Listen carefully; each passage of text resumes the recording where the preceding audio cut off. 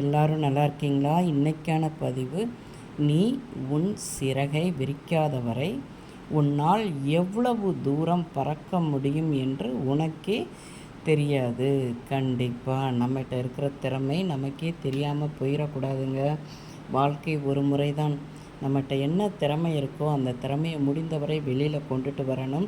கொண்டுட்டு வந்து நம்ம சிறகை விரித்து பறந்து அந்த இடத்த நம்ம அடைஞ்சு ஆகணும். பார்த்துக்கோங்க.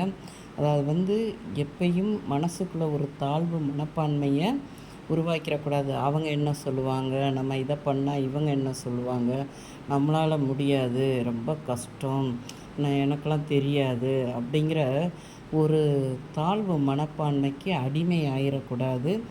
யார் எதை சொன்னாலும் சரி, நமக்கு அந்த இடத்துல போய் சேரணும். அதுக்கு நம்ம என்னென்ன பண்ணணும் அப்படிங்கிறத பார்க்கணும். பார்த்துக்கோங்க.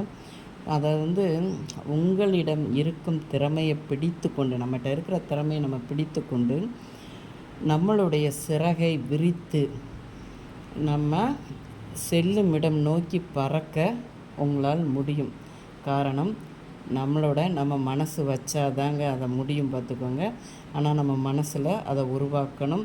தன்னம்பிக்கையை உருவாக்கி முடியாதுங்கிற ஒரு எண்ணத்தை மனசில் என்றைக்கும் வளர்த்துறாமல் முடியுங்கிற ஒரு மனசில் உருவாக்கி அந்த இடத்த அடைந்தால் நம்ம வாழ்க்கையில் வெற்றி அடைஞ்சிடலாம்.